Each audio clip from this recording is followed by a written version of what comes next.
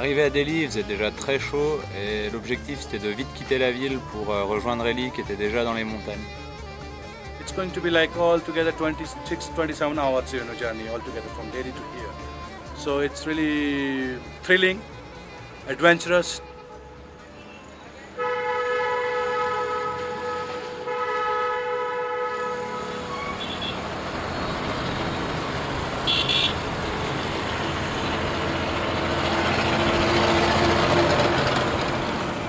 Just water.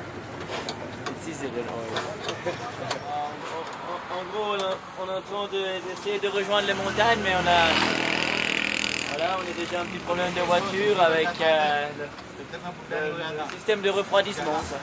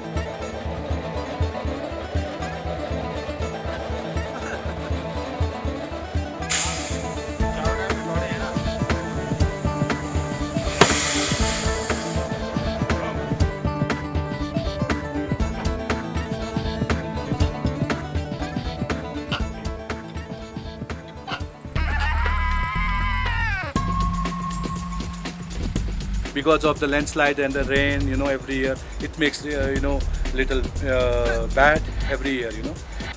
Because of that, the road is little bad. Every year you see.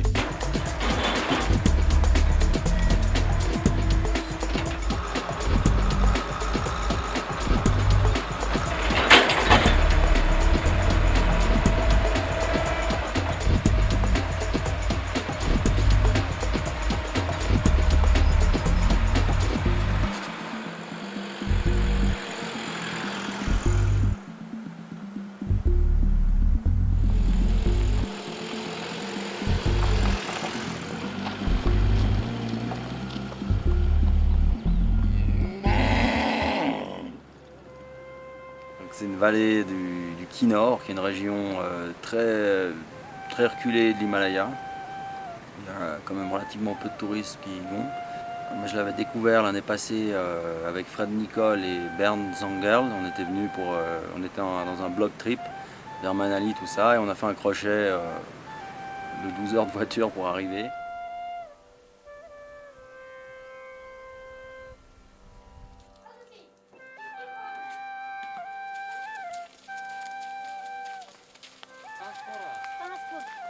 Here, they are God-fearing people.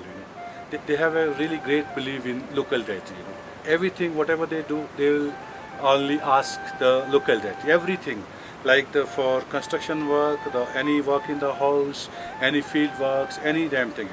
So they ask the local deity for that thing. This time of the year, the people are having really very hard time. Also, all the people, all the family members, right from the morning, sunrise till evening, it becomes dark. They are working hard in the fields. They're putting seed in every season. Like after that, they'll grow vegetable, and after that, they will be busy with the apple. Then the winter will be coming soon.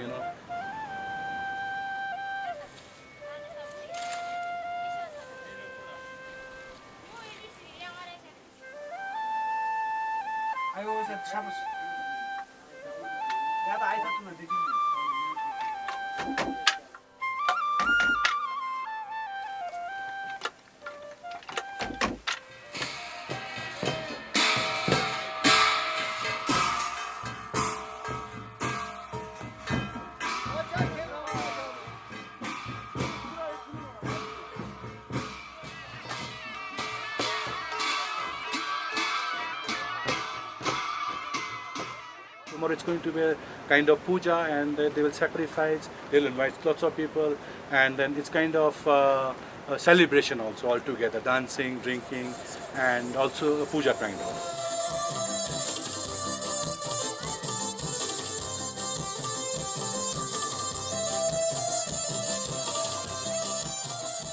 Il faut dire que cette expé, c'était vraiment la recherche un petit peu de nouveaux défis verticaux. Donc on est vraiment parti sans avoir beaucoup d'informations par rapport à la paroi, par rapport à l'endroit, etc., etc. Et donc c'était vraiment se retrouver face à l'inconnu. Shashla means the zigzag, zigzag, difficult. It's really steep, vertical peak, and unclimbed up till now. Quand on est face à ce mur, on se dit mais où est-ce qu'on va passer? Où est-ce que ça va passer en libre aussi? Vu que le but en fait de l'expédition était de trouver un itinéraire faisable en libre.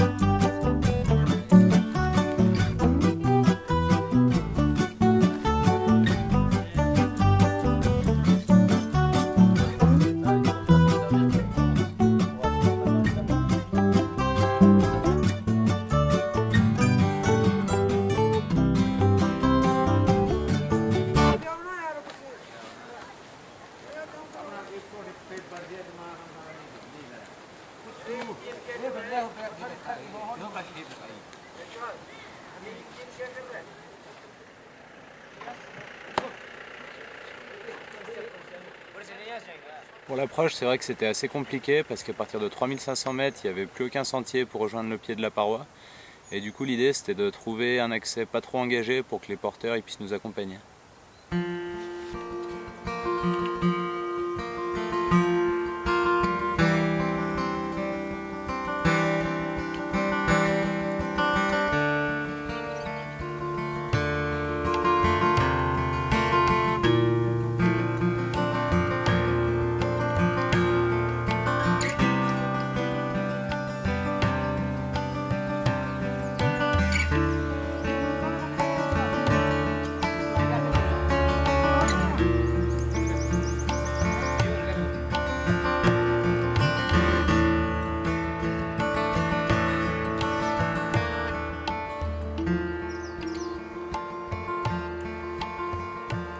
Cette expé, elle incarne vraiment l'exploration de l'inconnu perpétuellement. Donc on est constamment face à l'inconnu, on est constamment en train de trouver une solution pour en fait surmonter l'inconnu. En fait.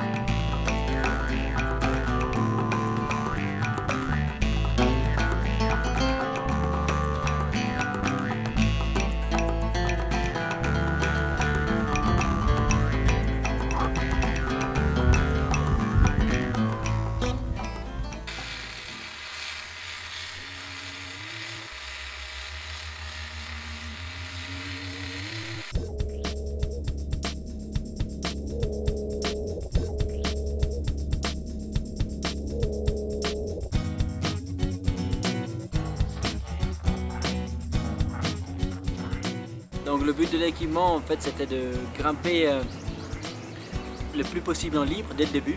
Et puis si on n'arrivait pas à grimper en libre, tout d'un coup on grimpait en artificiel. Et si tout d'un coup on n'arrivait plus à grimper en artificiel, on n'arrivait plus à mettre des fraises, plus à mettre des pitons, des nasses, etc. À ce moment-là, on hissait la perceuse, on avait une petite cordelette communicante. Et cette petite cordelette communicante, elle permettait en fait de hisser la perceuse et de percer le rocher pour mettre un speed.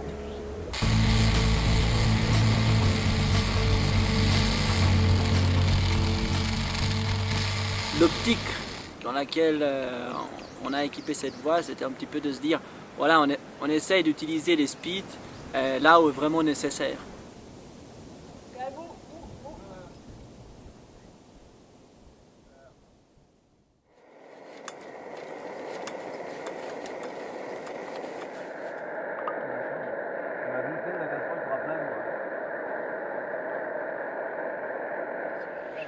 Et alors, tac, comme les maçons avec leur seau, hop. Ah. Propre. C'est chiant, il a aussi gratte qu'avant. Non, non. Moi aussi, moi j'arrive pas à finir quoi. Oh, tu finis là. Ouais, il y a encore celui-là à finir. Hein, S'il te plaît, il comporte-toi bien. on va faire comment pour faire Finis la ton soupe ce assiette. soir Quoi.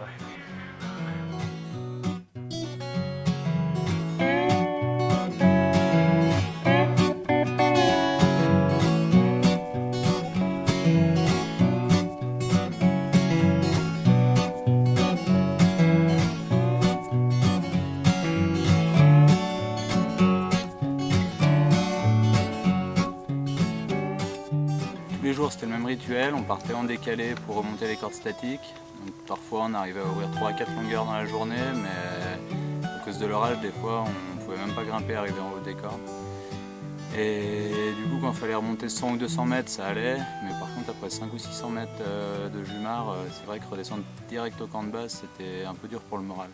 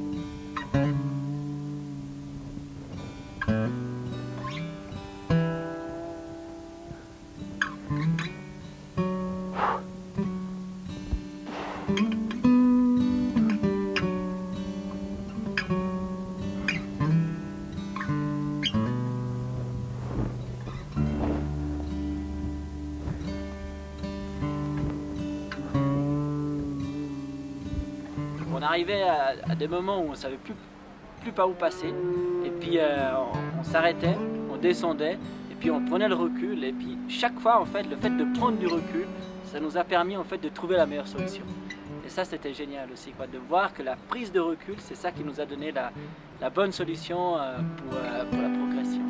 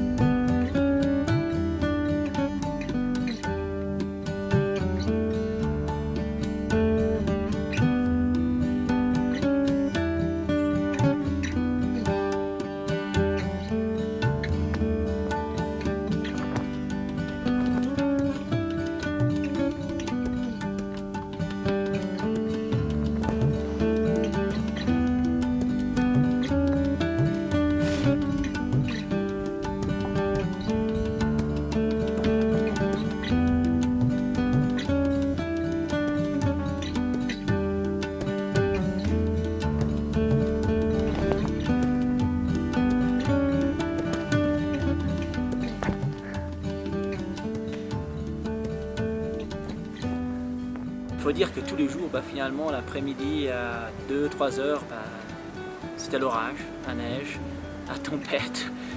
Donc finalement, la vitesse de progression était réduite, vu que l'après-midi était grillé par le mauvais temps. Et on a mis environ 10 jours pour ouvrir la voie. Et dans ces 10 jours en fait, qu'on a été en paroi, on n'a eu que 4 jours de beau. Donc sur les 18 jours qu'on est resté vraiment au camp de base, on a eu 4 jours de beau. Bon, la raison de ce temps pourri, de ce mois de mai, on va dire mauvais, c'est un petit peu dur à dire. On s'est renseigné un peu vers les gens locaux, mais ils savent pas trop. Eux, ils disent tout le temps que de toute manière, dans cette vallée, le temps il est très, très capricieux.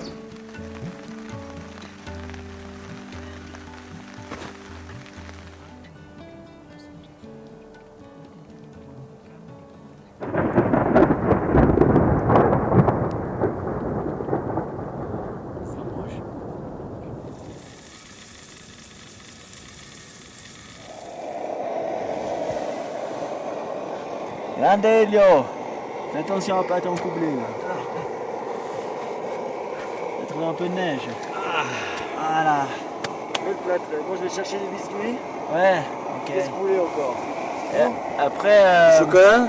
Chocolat. Un petit choco. Allez, un petit choco, allez, soyons. On fait laquelle? Celle-là? Oh putain. Il faut une cuillère aussi, non?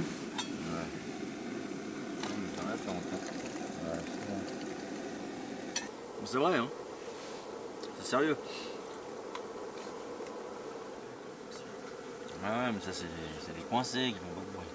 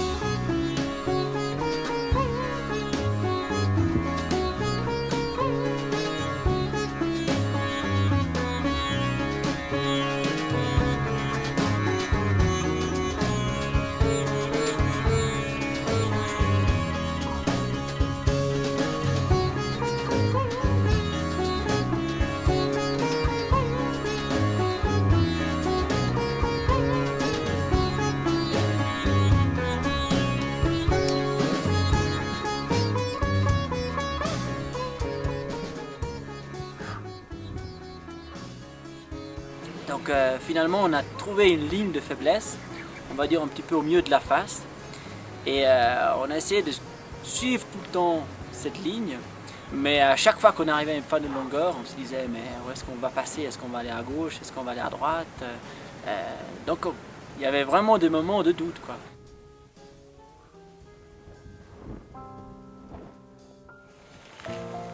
Bon ben voilà, c'est le 12e jour là qu'on grimpe, on est au camp de base et puis moi l'aventure s'arrête là pour moi parce que avec tous ces orages qu'on a eu là, je suis vite content d'arriver. C'est à peu près le 10e sur 12 jours. Donc là il nous manque à peu près 300 mètres. Finir pour arriver au sommet et puis Yannick et Giovanni ils ont pu reculer leur billet d'une dizaine de jours, donc j'espère qu'ils y arriveront. Moi ça fait 6 mois que je suis en Inde, donc mon visa il se termine dans le 6 juin, donc dans 6 jours. Moi, j'ai mon vol le 6, donc là je suis obligé de partir avec tout le trajet qui me reste pour rejoindre Delhi et tout. Donc voilà, c'est fini. Donc je leur souhaite tout le bon. J'espère qu'ils arriveront en haut, qu'ils vont ramener une petite image du sommet.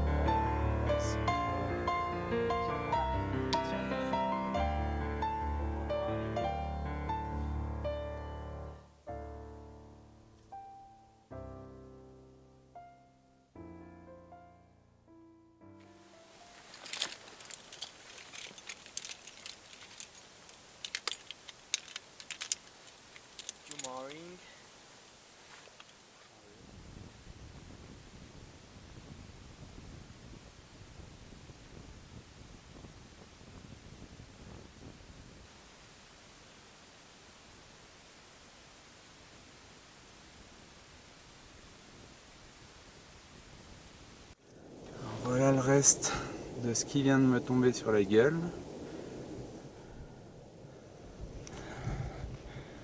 Donc là, j'ai vraiment eu du cul. Et Joe il est en train de regarder si la corde au-dessus elle s'est pas coupée. Parce que là, la corde en dessous de moi, ça a coupé même le protège-corde. La numéro 17. Voilà, c'est numéro 17 déjà. Ouais, on attaque la 18. On attaque la 18e. Cette longueur un peu herbeuse. Faut espérer que là-haut on puisse voir peut-être le sommet. Mais bon, depuis le début on pense le voir, mais on ne le voit jamais. On a fixé le premier 100 mètres le premier jour. Et puis le deuxième jour, finalement on s'est dit voilà, on va fixer encore 100 mètres et puis il y aura encore 200 mètres qui nous restent pour arriver au sommet. Et puis finalement, en fait, surprise totale, c'est qu'en fait le sommet il était à 150 mètres et donc finalement on a fixé les derniers 100 mètres et puis avec une petite dernière longueur on est arrivé au sommet. Without shoes and free, totally free, what about? Totally free, totally. Non sai di nuovo. Dai, grande Yannico. Une expé, ça se passe pas que sur la grimpe. Donc c'est vrai qu'on est en groupe. Et donc souvent il peut se créer des tensions dans les groupes, des malentendus, etc. Et je pense que d'arriver au sommet, c'est beau, c'est quelque chose d'exceptionnel, ça aboutit à un projet. Mais je pense aussi que de pouvoir transcender des tensions personnelles dans le groupe et tout ça, je pense que c'est tout aussi un grand sommet et tout aussi important. Et je pense qu'une expé réussite, c'est une expé qu'elle arrive à faire fluidiser des tensions qui peuvent se créer au fur et à mesure de l'expédition. Ce qui est quelque chose de très naturel et quelque chose qui arrive chaque fois. Let's time to summit!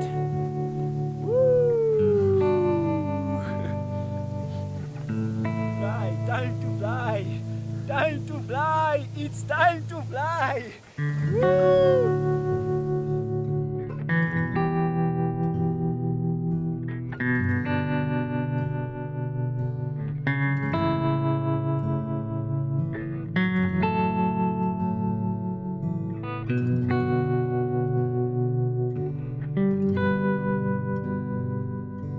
Merci.